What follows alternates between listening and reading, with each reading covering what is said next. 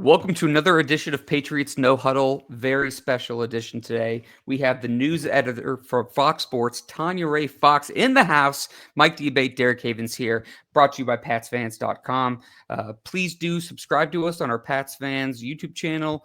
Like, share, leave us a review on Apple Podcasts or Spotify. Keep us high on those podcast rankings so other Patriots fans can find us. Hopefully, Steve Balestrieri is going to be here soon, but he is apparently MIA, maybe on a secret mission overseas. I'm not so sure about that. Tanya, how are you doing today?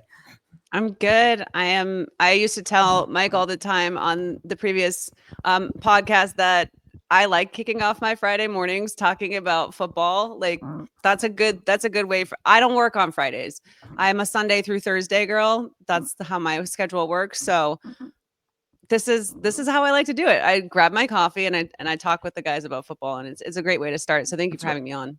Grab the coffee, do the podcast, and then head to the pool and grab a mimosa or something like that, and then we're good to go. And then we're kicking off that weekend.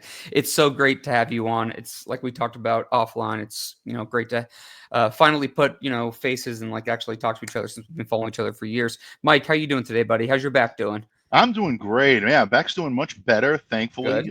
Things are going pretty well, and great to be back here on No Huddle. It's great to be back and bring back Fox on Fridays.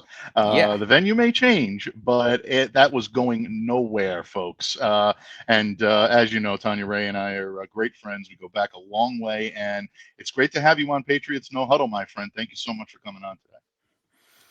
No, this is awesome. When you messaged me, I was like, "Oh, this is we're back, baby."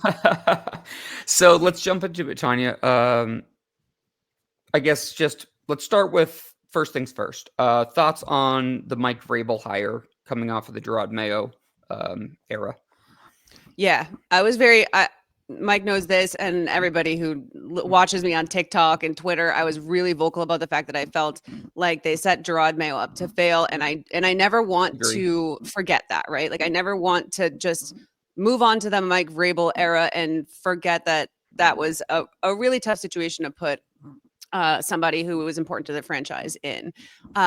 Having said that, Mike Vrabel is the right hire, and I always talk about things kind of from a national perspective because I am in the national media, right? So when I'm sitting in these meetings and I'm talking to the talent out here at Fox, I gauge the level of interest and the level of excitement for these types of hires outside of the Patriots bubble. And Mike Vrabel has made all the difference. He's made all the difference. I know we're going to talk about, how they drafted, and we'll talk about all these things. We'll talk about Drake May's development. We'll talk about bringing back in Josh McDaniels. We'll talk about, how Elliott will, these are all things we'll talk about all year long. But the biggest difference maker for the Patriots in terms of how people perceive their ceiling and their floor, and the development of this team in a legitimate rebuild, right?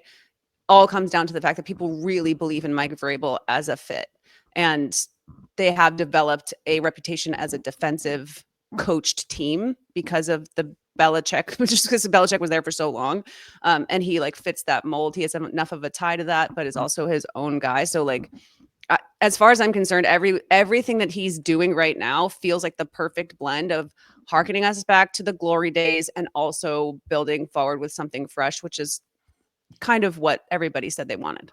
Yeah, it's kind of refreshing, honestly, because the last couple of years, it just seemed like the moment Tom Brady walked out the door, it just seemed like they were just trying to hold everything together. Like I always joke about that scene from Tobey Maguire and the Tobey Maguire Spider-Man where he's on the train, just trying to stop it. That's what it felt like the team was trying to do for the last couple years. And, I think that what you said is interesting because I think both things can be true. We can sit here and say Gerard Mayo was put in a terrible position and that Mike Vrabel is the right guy for the job at this present time, So it is kind of like a palate cleanser a little bit, but it sucks because it was Gerard was a really good player, really thought highly of, and then put in this terrible position and then fired after 1 year. And yeah, it was just bad. But I think it really started with ownership before it got to him. And he was just kind of like the fall guy, So that's a tough pill to swallow. But I do love Mike, and I think it's interesting how I don't know if you've seen the Forged in Foxborough episode. It's on Patriots.com. But there was a lot of behind the scenes, and anyone who's listening to the show, I would encourage to watch it. It's second episode's coming out soon. But it was really interesting to see Elliot Wolf and his dynamic, and how they kind of attack it, and it was really good. Honestly, I was like really encouraged by it. Which kind of leads me into the second question, which is, what were your thoughts on the Patriots draft class? I was pleasantly surprised that they did what they should have done with Will Campbell. I think I talked to Mike about it too, before the draft. Everybody was going to overthink everything. Do you try to do something splashier? To me, that was what you were supposed to do. You were supposed to take the tackle. You take the guy that's there. He's obviously he's been very impressive in terms of his approach off the field, like just his energy and the things that he's saying, all the right things. And he seems really excited to get to play with Drake May, which he should be, right? The full draft class positionally, they went with everything that you need to do, right? Like they got the wide receiver, they got the defensive back, they got a running back. They did do the things that you're supposed to do when you're trying to build up some weapons around Drake May, and you had to use your big pick on a non-weapon, right? So right now, everything I'm reading, because I'm obviously not at training camp, or OTA, so I'm only seeing what everybody's saying. It looks like, the normal, like, there's bumps in the road, there's here and there. I do know that who is it? Henderson, the running back. Travion Henderson, yeah, from Ohio State. That seems like it might have been like a sneaky good pick for them. Yep. Based on everything that I'm seeing. And that makes me really happy, because I feel like people forget that running back, especially running back by committee, was such a big part of success on the Patriots when they were good. And so having a couple of running backs that work out, and especially a young one that is, on that rookie contract, who could actually end up being a starter, because we know Will Campbell's going to be a starter, but I do think that this is a guy who could be a starting running back, based on the depth of the position right now. That makes me excited. So like, this is not stuff that I've been feeling for the last couple of years. Right. There are positional groups like the defensive backs, and the wide receivers that are like a little bit more, going to be a little bit tougher for the rookies to crack. But that's with the defensive backs, there's talent. With the wide receivers groups, there's questions, right? So there's all of that. And I'm not one, Mike knows this, I don't like to pretend that I'm a great, like, I'm watching the tape and seeing what am I seeing on film from these guys that really impresses me. The reality is I'm not there. I'm a narratives based person, so I'm taking what everybody else is saying from camp and looking at where are the overlaps, where is everybody agreeing on the same thing. Everybody's agreeing on, Will Campbell's immediate impact in the locker room, some ups and downs on, and so as far as I'm concerned, that's all you want to hear. You just want to see that at this point in time, it looks like there's some guys that could be starting on this team in the fall. And that's a really good sign that when you're talking about a team that drafted correct positionally. 100%. I mean, there's a lot to unpack there. I mean, look, I think they put together a good draft. I think I was a big Will Campbell guy going back to literally last offseason. And if Steve was here, he could attest to that. And they got Drake May and Christian Gonzalez, and it's like, okay, they're starting stacked drafts together, and that's how that's the lifeline of any NFL, like a good NFL team. Like if you look at how like the Buffalo Bills finally got good, they stacked like 5 really good drafts together, and then they were just like super deep. You know what I mean? And Campbell, 60 plus starts, SEC, 6'6", 315. Yeah, maybe his arm length isn't exactly what you want, but I loved the tape of like him and Morgan Moses at OTAs the other day when we had Karen Garigian on from Mass Live. She was talking about how that interaction was really cool. And he looks like, I think Morgan Moses is going to be a captain for this Patriots team. I love Morgan Moses. I think that's his introductory press conference was like that. Mm-hmm. If you're a Patriots fan and you watch that, if you don't want to run through a brick wall after that, I don't know what to tell you. The Mhm. Travion Henderson Yep. thing is the last thing I want to touch on that you said. Well, actually, two things. Kyle Williams first, the receiver. I'm Yeah. really excited about. I've heard a lot of good things from people that have been actually there. Several different people. I know that Evan Lazar from Patriots.com, Alex Barth from 98.5, and Matt Miller from ESPN, I all spoke to, who were at the Senior Bowl, and Kyle Williams was like crazy explosive. It was like him and Jalen Noel from Iowa State, who I also loved. But Kyle Williams, they were like, oh, he's he's really making an impact here. And then I also heard from Tom Curran, or I didn't hear this from him. He just posted it, that he's, Kyle Williams is separating and getting open really quickly. So I think Patriots fans should be a little excited about that whole thing. The Travion Henderson thing is funny because I'm not Evan Lazar. I'm not Taylor Kyles. I don't break down film as well as they do, but I am a draft nerd. So like 2 months before the draft, I was like, this guy is tailor-made for Josh McDaniels and this Patriots offense. Yeah. Everyone says that he's some of the best. I think even Mike, help me out here. Who's the GM for the Giants? I'm blanking on his name. Shane. Oh, Shane. Shane. Yeah, Shane. Yeah, I'm blanking on his name. But he said he was the best pass protecting running back he's ever seen come out of college. And I was like, man, he's good in pass pro. He's explosive, great jump cut ability, and great soft hands. And I think he's going to have a monster year for this team. I think Ramondre will still be in the mix, but I think Travion Henderson is going to be like literally just an explosive player for this team. Mike, I've been talking so much. And it sounds like Go ahead. No, I was gonna say it just sounds like that skill set would be a good mix with Ramondre. It's not like they're not redundant, and that's a big thing too. No, 100%. They can play off each other like the same way. Like Ramondre, I think apparently Ramondre had some stuff going on last year, personally, and with his family, and a lot of people, some people that we've had on the podcast and I've spoken with privately about, they've told me that he was not mentally there, and maybe that caused like the fumbling issues or whatever, which is obviously ball security is a big thing. Mike, I've been chatting for a while, so why don't you run into it and ask a couple of questions here? Absolutely.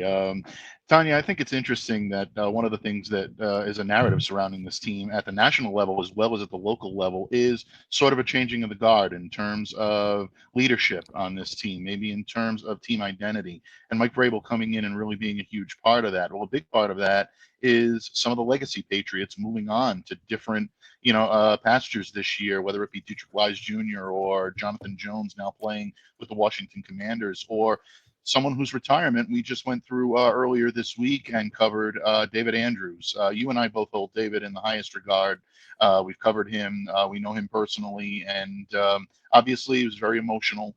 There is a great deal of leadership, a great deal of stability that comes with David. First of all, your thoughts on David Andrews, his legacy in New England, and do a lot of what we've talked about this morning, and the traits of someone like a Mike Vrabel, or the traits of new players coming in like a Morgan Moses or like a Robert Spillane on the defensive side of the ball. How does it make you feel about the leadership of the Patriots moving forward on the field? Well, first of all, every single time a team loses a player like David Andrews, people are like, someone's going to step up, it's going to be, and you want to think about the fact that there's just going to be a new generation and whatever else, but there is no replacing.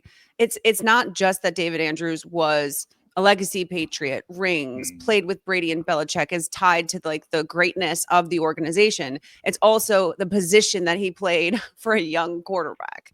Absolutely. And that's it's impossible. It's impossible to plug somebody in there unless you get really lucky. That is going to do what David Andrews could do, not just from a positional playing the game perspective, but a leadership perspective. The veteran eye that he brings to the in-game experience itself. It's really important to have guys like that on an offense that's you got a young quarterback behind the center, and they're going to have a lot of young pieces out there and new pieces and people trying to gel. That's the kind of thing that someone like David Andrews, he would have been perfect. It would have been perfect to have this season. So it's frustrating on that front, and it's also congratulations to him. Retire, take care of yourself, do what you have to do. So there's none of that there.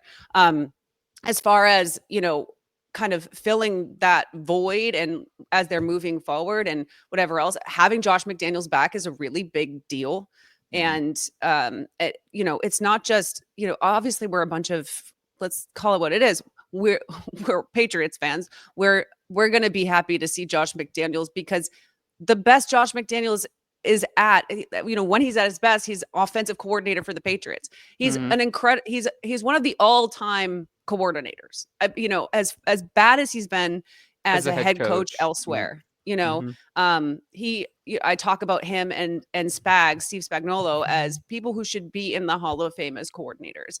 I don't think he gets enough credit because he was with Bill Belichick.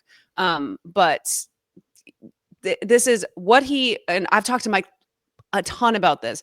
What he did in the year after Brady with Cam Newton was very, very impressive in that spot that they were in. It's so underrated. And I have all the faith in the world that not only does he bring back a level of leadership and structure to the offense that will help with these leadership losses and positional changes, but that there's going to be a good working relationship between him and Vrabel that will allow that. So do I think that there is going to be some leadership road bumps, specifically on offense, because I do think that the defense is always a little bit steadier with that defensive head coach presence? Yes. Do I think that there's going to be somebody that will emerge this season, regardless of who it is, regardless of whatever position it is, that will maybe start to feel like the next generation? Absolutely. But I don't think we can expect that that there's somebody to step into a David Andrews type role until this is a more established group. Yeah, I'm glad that you mentioned that. And Go I'm ahead, so glad. Mike, I'm sorry, Derek. And I'm so glad that you mentioned that a lot of the leadership is going to be coming from the coaching staff, because I do think that's important with a young team that's trying to forge its own identity. And someone like a Josh McDaniels, who has the experience, who has the pedigree and the resume behind him, is going to be able to lead by example. A player that is talked about here with a double-edged sword, tends to be a polarizing figure in one Mac Jones, who's now backup quarterback for the San Francisco 49ers, recently praised Kyle Shanahan's system and said how ready it is for quarterbacks. But a few times in that discussion, he invoked the name of Josh McDaniels. So you can see the impact that Josh had on Mac, and kind of the void of leadership that he had in the couple of years following that, with the Patricia disaster, and then coming in and, having a lot that really was put on his shoulders and maybe not enough of a support system behind him. You can see the impact that he's going to have on a young quarterback. And not only that, but also I think a young offensive line that's going to try to come together and really try to piece the puzzle together. So awesome stuff as always, my friend.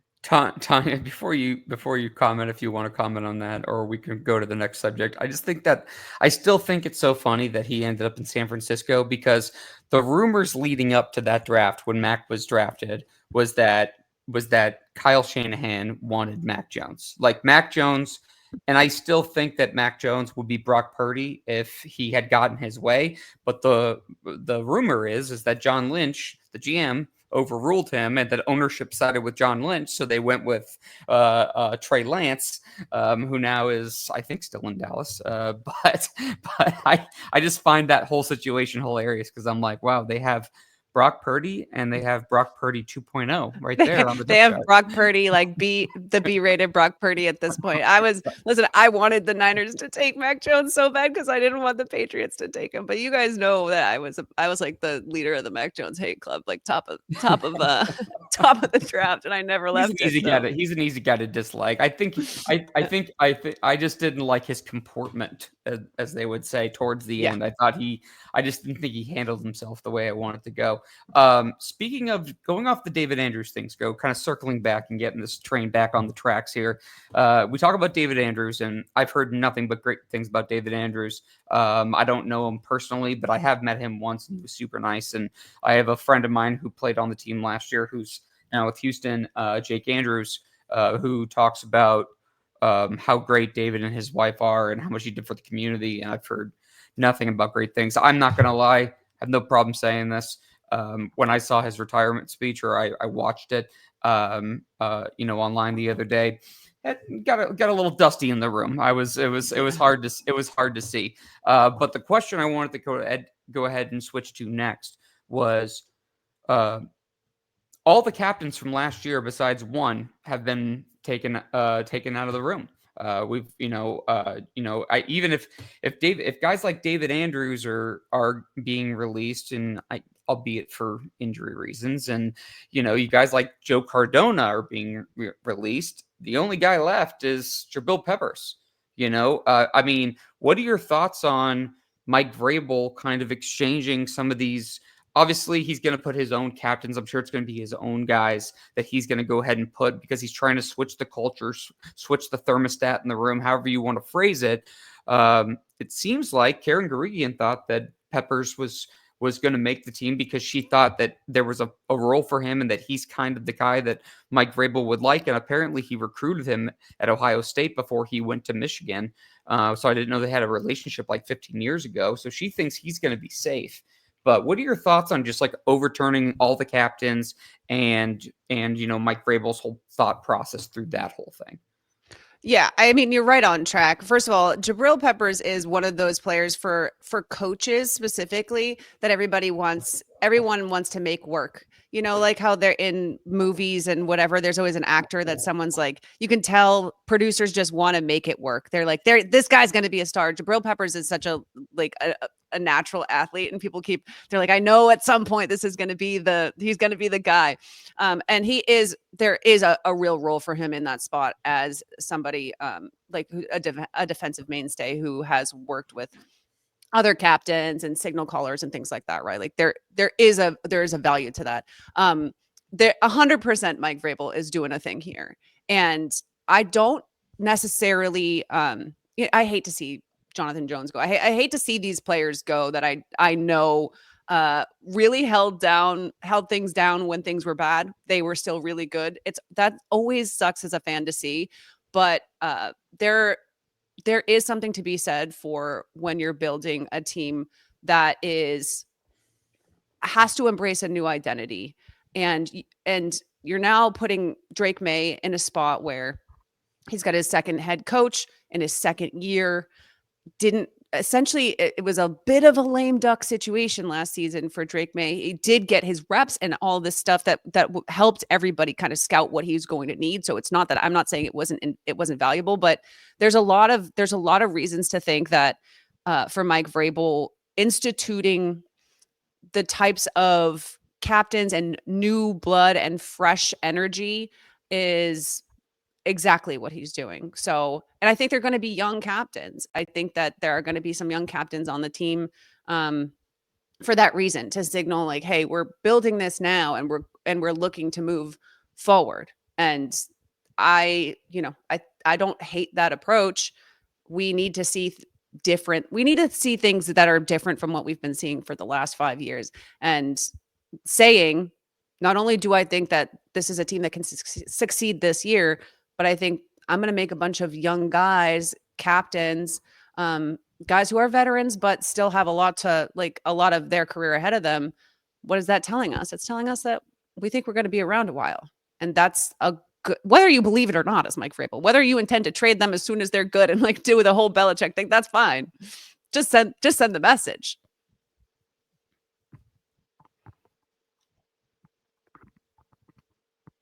You're muted. Derek, you're on mute. Thank you. Sorry. Baby was crying. Fair enough. No, I agree with the overall premise. So I want to preface it with that. I would disagree a little bit though, because I would say that I agree that he's going to want to put some young guys in there. I'm just trying to run through the young guys. Like usually you have like a specialist in there. The only specialist I can view as a captain right now was Brendan Schooler. I would say I'd put like maybe on that list. Sure. Like Christian Gonzalez, like, yeah, he's like kind of like more of like the Stephon Gilmore kind of like, he's not like the talkie corner. Like he's just kind of like the silent assassin.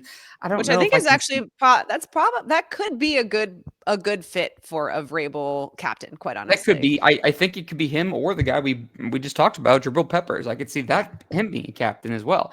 I think Morgan Moses is a lock. Yeah, I think Drake 100%. May is a lock.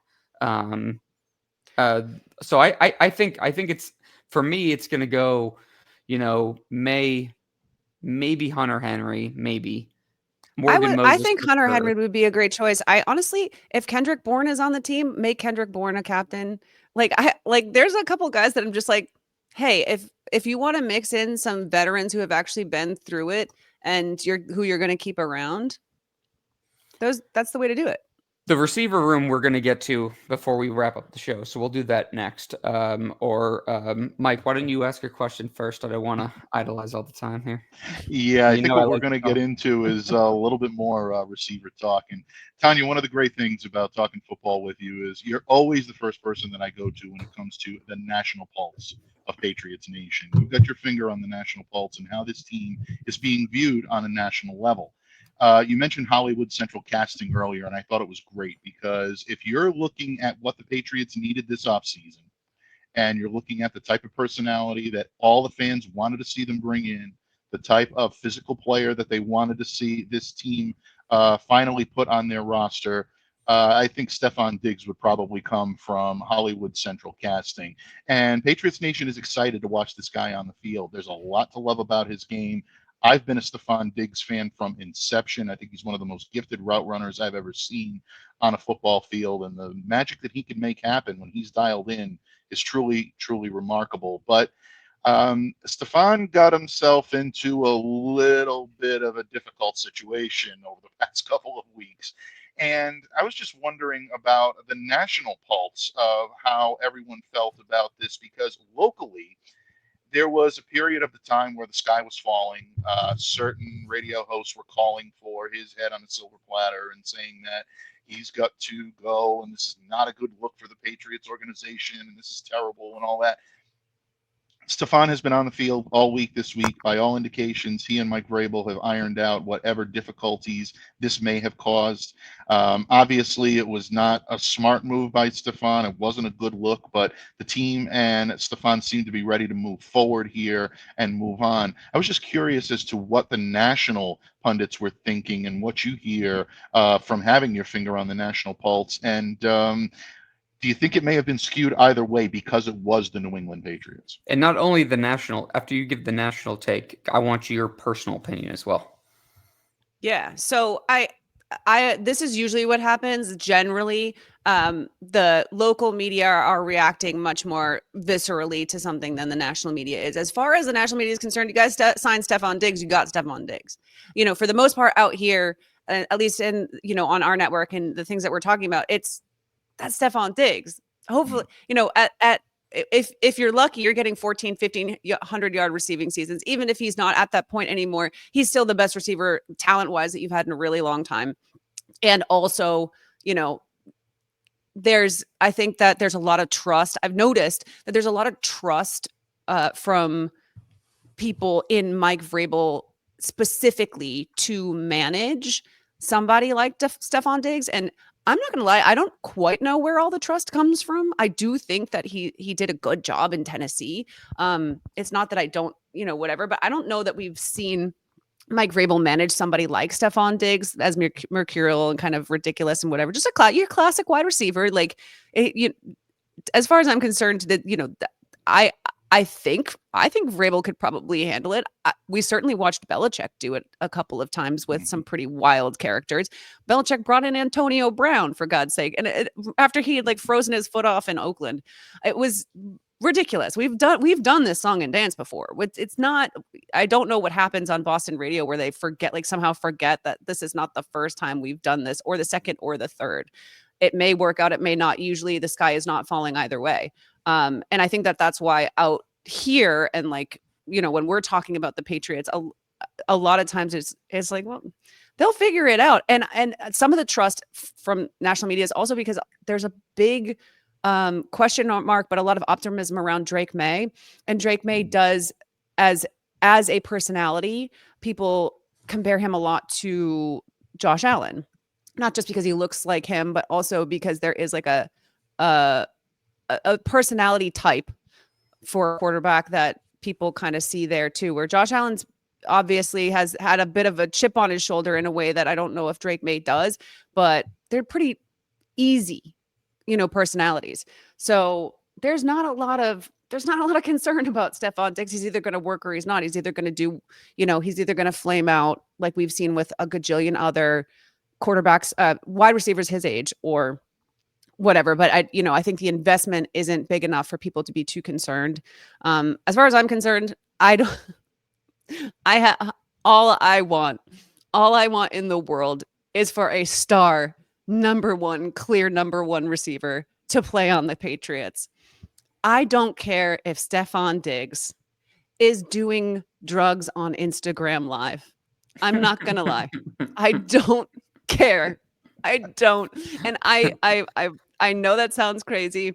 And obviously I'm being slightly hyperbolic here, but there are certain positions and there are certain situations that pop up constantly in the NFL. And this concern, right? Like it's almost, I think the Shador Sanders of it all this offseason has really like turned me off to the idea of the NFL caring about character, right? If there's character assassination of a dude that is clearly one of the nicest guys ever, like Shador is like the nicest kid in the world, and they're out there saying he's unprofessional, he's this and that, and there's okay, fine. Okay, well then if that's the standard, then let's just throw it all out the window. If you can manage Stephon Diggs and get him in whatever way, shape, or form to give you a number one receiver performance for Drake May, and you can handle it and the locker room can handle it, I don't care. And I do think that a lot of times people see a young locker room and they think, oh, he's gonna cause chaos, he's gonna cause a scene, he's gonna make it so that they can't kind of gel. Mm-mm. A young locker room is better for someone like Stephon Diggs. You don't want a bunch of veterans. You don't want a bunch of guys in there that don't want to deal with his crap. He'll be like, he's either gonna work or he's not, and it's just not gonna be the reason the Patriots. If the Patriots don't succeed, it won't be because Stephon Diggs was too difficult to manage. It might be a little bit of a part of it, but let's give it a goddamn shot, because it's been a long time. It's been a long time coming. So my biggest thing is, so there's a couple things from that. My biggest thing is that, like, optically, I don't really care if he's showing up, if he's rehabbing, and I've heard nothing but good things.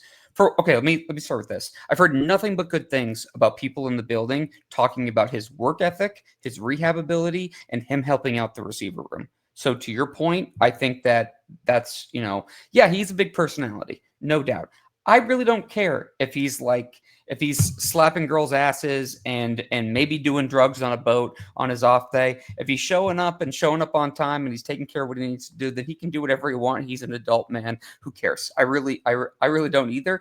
My thing is I go back to I met Wayne Gretzky like 15 years ago. It's a long story. I won't get into it, but him and I it was just me, him, my dad, my brother talking when he was the coach of the Arizona Coyotes, and I asked him, like, what's your number one piece of advice? And he said, never put yourself in a position where someone can tell you that you did something wrong and that you can't defend yourself.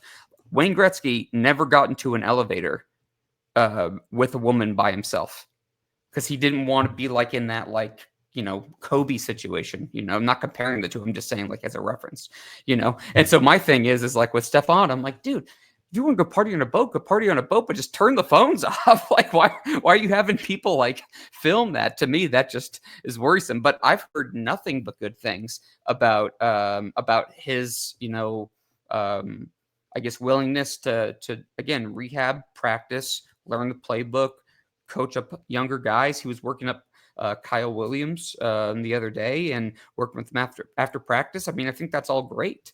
So I think we sometimes have to remember that like people do contain multitudes, right? And we've seen a lot of Stefan Diggs have really tender moments with Josh Allen, right? With his teammates, with his brother. He's not a jerk. And I think that that's an interesting thing because like we see him kind of act out and be a little ridiculous and be diva-ish, right? It reminds me a lot more of like Randy Moss than like T.O., right? Where he's not an ass. And also he can be he's a bold self-involved personality, but right. Bold doesn't mean that you're an He's asshole. bold. It just means that you're bold. Yeah, he's bold. He's self-involved. He can be a little braggadocious. He can be a little high on his own supply, which is almost a prerequisite for a lot of receivers. We've seen people who've broken that mold. Of course, obviously, there's like the Larry Fitzgeralds of the world who like kind of operate in a different way. But like, I think that's also part of it too, where sometimes I'm like, do I think Stefan Diggs is a bad guy and a difficult guy to be around just as a human being? No. Do I think maybe in a locker room he could be, annoy a certain type of person? Yeah, we saw what happened in Buffalo. I also when you look at his statistics in Buffalo, you would think that it went badly. You would think that tenure, he didn't work. Oh, he worked. He worked real well. They didn't win a Super Bowl. They didn't make a Super Bowl. And it wasn't because of Stefan Diggs. It was in spite of the fact that Drake May and Stefan Diggs were doing what they were doing. And you can talk to me about chemistry and everything else. I don't buy it. There was a lot of other issues on that with the Bills that stopped them there. But you cannot look at his time in Buffalo and tell me that was not an incredibly successful tenure. So I think that's part of it too. It's just, I think a lot of things can be true at once about these guys, and it can be hard to hold them all at the same time. Yeah, that's a great point, Tanya. And one of the things that I've had the opportunity to delve into since Stefan signed in New England is talk to a lot of friends of mine who are Buffalo beat writers. I've actually, come to the joke that I'm actually more popular in Buffalo than I am in New England when it comes to covering team from my days kind of filling in on the Bills beat when a couple of my friends that worked for SI were sick and I was doing some Bills reporting. And one of the things that was the common thread was, I hate this, but I love it at the same time. They love the fact that Stefan was going to New England where he could develop a relationship with Drake May. But obviously, as Bills fans and Bills beat writers, they hate it because they know they're going to have to see him twice a year. Anyone that was in that locker room in Buffalo knows that he was excellent with the young players. And he was always someone that came in and worked and gave 110% and set an example. Anytime you have two combustible elements that are growing at the same time, like Josh Allen and like Stefan Diggs, there's going to be a power struggle. So anyone that's concerned that Stefan and Drake are going to end up in the same way, I would say that this is not a good comparison, folks. Stefan Diggs is the alpha in the room. He is the elder statesman now. He's been to the puppet show. He's seen the strings, as Rod Tidwell would say. And with Drake May, he knows that he's the younger of the two. He knows that he's going to have to kind of, I don't want to say, I'm cautious to say kind of like, delve to him at this point, because I don't think that's in Drake's personality either. But he also realizes that there's a wisdom and counsel that Stefan can lend to him. So I don't think it's going to be the same dynamic. I do believe these two are going to work well together. And again, getting back to what you said, Tanya, if anybody's worried about Stefan maybe kind of feeling his own a little bit, I think that's where the Vrabel factor comes in. And Mike Vrabel just has the aura of a guy that doesn't take any shit. He looks the part. He's always been that guy, whether he's on the field, whether he is in the coach's room. I think players respect that, and I think that kind of is a reputation that precedes him. And I think that's also Josh McDaniels doesn't take any. Josh McDaniels is not. So it's like good luck with those two. Oh yeah, absolutely. Yeah, there's going to be some clashes. There's going to be some clashes there. I could see. Here's the thing. Like people I tweeted out something the other day about how I thought that Stephon Diggs, like the whole boat scene, I'm like, dude, like just turn the phone off. Like we already talked about this, right? Sure. I'm just like optically not great. But everybody's raved about him. He is the kind of guy that he works hard and he plays hard, and that's fine. But he's a different kind of player.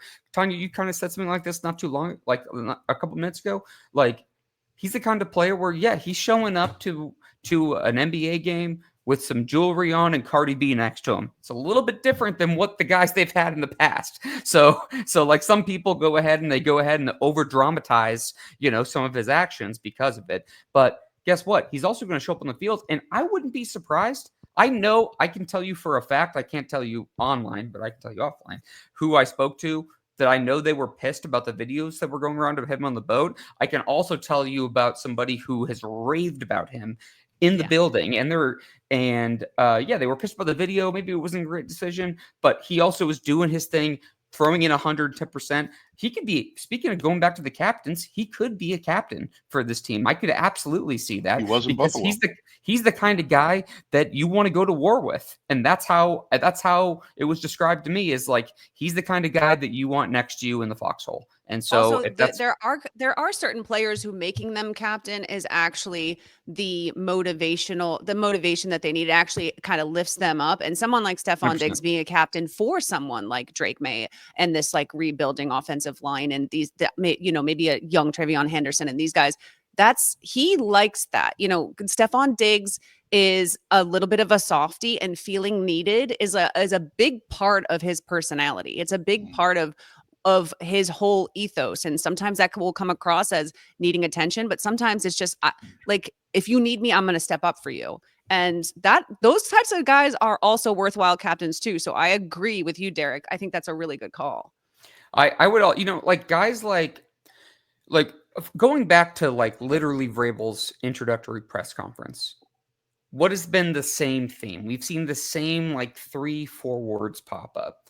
You're talking about violence. You're talking about smart. You're talking about guys putting themselves in good position, good character guys. Look at Will Campbell. Is it going back to our first topic on the show? Going back to the Will Campbell pick, it made somewhat sense for not only the positional value but the player itself. He said on stage after he was drafted 15 minutes later, "I'm ready to fight and die for Drake May," and I was like, all right.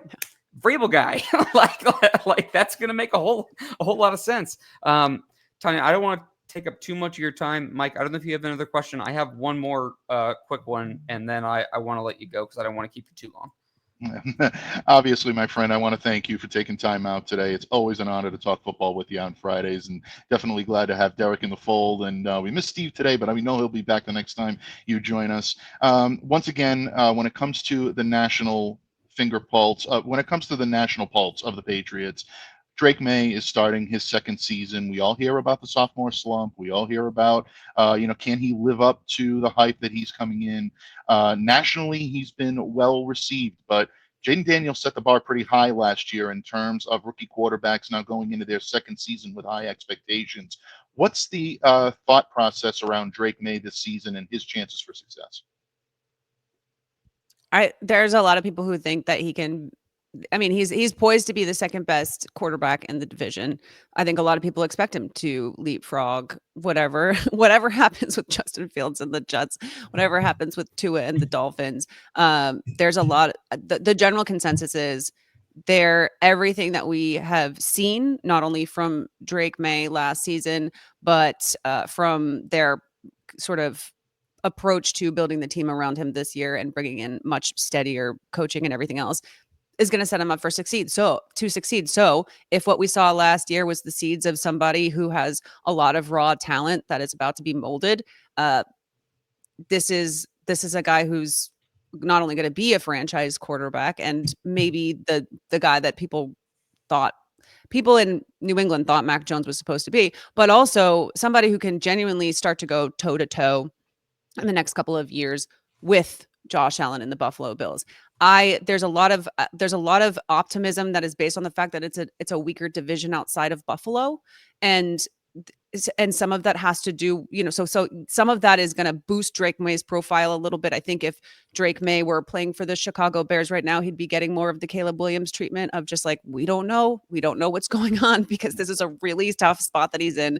And this is, there might be some of that. So I don't want to say that everybody thinks like 100% Drake May is the guy, whatever.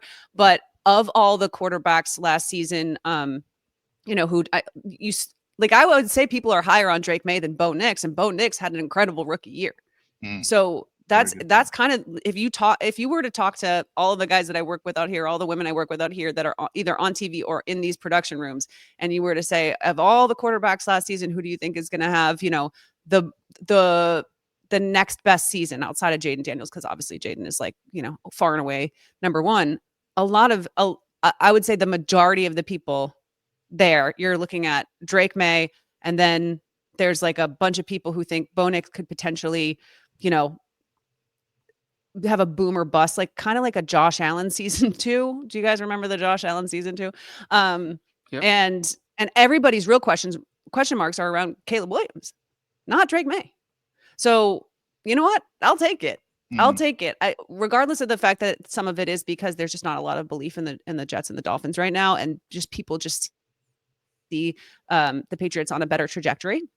But that does have a lot to do with Drake. And I think that, a lot of it is less about what people saw from Drake on the field and more about how he holds himself, which Derek kind of talked about the lack of that with Mac Jones. He seems to have the right mentality to be a franchise quarterback. And those are again, I don't know where these character assessments come from half the time, but as far as I can tell, because a lot of people try to tell me Mac Jones had leadership. A lot of people try to tell me that. I see it with Drake. I see the fire. I see the accountability. I see the drive. I see the composure. All of the things that I didn't see previously. And that's what a lot of people out here see too. I think I've spoken to multiple players who told me that Mac Jones in the locker room, in the weight room, in the meeting room, was like a great teammate. Like guys really liked him inside the room. I think the problem with Mac Jones came when he had to speak to the media and he went to the podium like after a game and he threw like 2 picks and the team lost, and he couldn't just stand up there and like kind of take the accountability that we're talking about. I do think that was an issue for a bunch of different reasons, but neither here nor there. I think Drake is poised for a really big year. I think he has a great head on his shoulders, and I'm excited to see. Obviously, he has the skill set. I'm excited for Mike to be boots on the ground here at training camp in a little bit, and because we're gonna have the Commanders and so he'll get to see Jaden Daniels live against Drake May. That'll be really fun. That'll be exciting. So we're looking forward to that. Last question, and then we'll let you go, and then Mike, take us out. What would you say would be your biggest question on the roster right now? And when I say question, I mean like if you're looking at the roster, like for an example, like I would think left guard's a really big question mark right now. Receiver room, the depth chart's pretty long. Like where are they going to cut it there? What are they going to do about do they need an extra edge rusher? Who's playing free safety, whatever your thoughts are. What's your biggest question if you look at the depth chart right now? Yeah, it's funny because I know a lot of people are talking about left guard. And I know that there's like, it's that's like the Cole Strange, Tyrese, the guy they got from the Vikings, right? That's kind of like the pairing that they've got at left guard. Yeah, I mean, it'll probably be either like Jared Wilson they drafted and he played some guard, but is probably going to be a center. Garrett Bradbury they got from the Vikings, who's only played center. He should be the center, right? To me, that's your center. Just whatever. So that's not a question mark. Yep. I'm not gonna lie. My biggest question mark is none of the positions that you mentioned. Okay. My biggest question mark is kicking and special teams. This has been a major issue in a way that it's very uncomfortable as a Patriots fan who had such consistency in that element of the game for so long. And establishing it's not just like they've managed to fill holes with kicker. It hasn't been that bad, whatever else. It's been fine. I loved the Nick Folk of it all. I miss Nick Folk. They did a great job kind of filling not having the next great kicker on the team, but special teams has been a nightmare just as an entire unit. And they just lost the our sweet angel baby Matthew, like losing that kind of player. I mean, we talk about how big of a deal it is that you lost David Andrews and then you lose, and it's just a unit that has been directionless and mistake prone and has cost them close games. If you look back over the last couple of years, we talk a lot about like, hey, they could have actually won like 7 or 8 games this year and they blew it here and they blew it there. And there have been a lot of that has come down to ineptitude on special teams. That's my biggest question mark. Is this new kicker going to be the guy, which it looks like he is? Like, it looks like that's the kid that they drafted is going to be the kicker. And how are they going to take some of the younger players who they can plug in on special teams and bring back a unit that is functional, if not constantly, you don't always get the kind of special teams exceptional performances that we got really used to. I don't want to be one of those spoiled Patriots fans that thinks we're going to go back to the kind of like all pro performances that we were getting. But I trust Mike Vrabel to figure out the defense. I trust Josh McDaniels to figure out the offense. There are definitely I love the idea of figuring out what they're going to do at edge rusher. It's very interesting to me. I love the idea of going through every single wide receiver on that depth chart and figuring out where are we going to land with wide receiver 1, 2, 3. And I think you and I, all three of us, could go back and forth and we would all have 3 different lineups of wide receivers and how we thought it was going to play out. That'd be fascinating. But those are all things that I genuinely think the coaching staff is like so prepared to figure out. And I have a little bit of increased belief in the front office at this point based on the draft. So that's nice. I was a little scared of Elliott Wolf for a minute, but we're back on track. Him and I we're on good terms in my book. Yeah. But right now, for now. We reserve the right to be haters in a moment's notice. Yeah. He's on a probationary period. But he's in our good graces for now. I thought he had a really solid draft. He's not quite on double secret probation, not just yet. That comes a little bit. But 2023, you had Chad Ryland, and I still laugh because I'm a nerd like this, and I'll be like sitting like on my couch, like watching like a mindless TV show, and just like laugh about like the kick that like Chad Ryland nailed in Denver. And I'm like, how did you end up making that? But you could make like almost anything else. but then you had Joey Sly. I have heard from somebody about Andres Borregales for the kicker that they drafted. I heard he's a good kid, and he's been pretty solid so far in OTAs. Yeah, people have said he's pretty good. He's good enough at OTAs that everybody's like, he'll probably be the starting kicker, which is like, cool, great, love to see it. Consistency. Yeah, can we just get something consistent? And I think it's a really underrated thing. I get why we pay so much attention to all these other positions, and they're obviously we're talking about the people who are on the field the most, and I get that, but I just feel like the ineptitude on that front has really stymied the Patriots, even like field position stuff and everything else. Like there's just been like, let's set them up to succeed, and special teams is such a big part of that. There's a reason that it was a constant point of focus for one of the greatest coaches in the history of American sports. And I think we'd be stupid to keep underrating it. Well, I think the other point too is it's almost exemplified by the fact that the offense doesn't really score a lot of points. So those 3 points, for like one field goal actually mean a whole lot more than maybe Tom Brady in 2007, where they're blowing teams out by 28. This team can barely crack 25. So if you miss a field goal, or you, to your point, field position, if Behringer, who has a great leg, he might boot one for like 64 yards, and then he might shank one for 31 because he's super inconsistent. So you have the field position game, and then you go ahead and you miss those few points when your offense is kind of, I don't want to say incompetent, but like kind of well. just it's short on bullets, we'll call it. you know, you need those field goals to make sure they go through, or it's going to show up in the scoreboard. And that's why they've won 8 games in the last 2 years. Right. You know.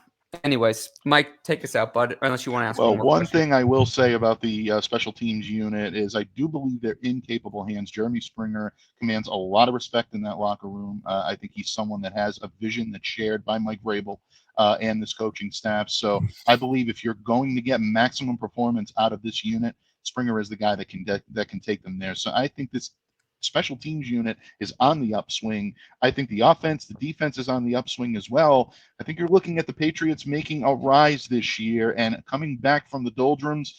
And speaking of which, we're absolutely thrilled to have absorbed the wisdom and counsel today of my good friend Tanya Ray Fox of Fox Sports. Folks, the job that she does as a news editor for Fox Sports, all of your favorite shows, she's got a hand in all of those and continues to do amazing work. And I am always grateful for her wisdom, her counsel, and her insight that she can provide like no other. So, Tanya, thank you so much for joining us today. We hope to welcome you back to Patriots No Huddle shortly. I also want to give a tip of the cap to my good friend and my co-host today, Derek Havens, for his wisdom, his counsel, his insight. Second to none, my friend. You always knock it out of the park. But most importantly, folks, we want to thank all of you that take time out of your busy schedule each and every week to join us here on Patriots No Huddle. I'm Mike Debate, and on behalf of Derek Havens and Tanya Ray Fox, I wish all of you a great weekend. I wish all of you the opportunity to stay safe, stay well, to be the change you wish to see in the world. Have a great week, a great weekend, everyone, and we'll see you back here again next time on Patriots No Huddle.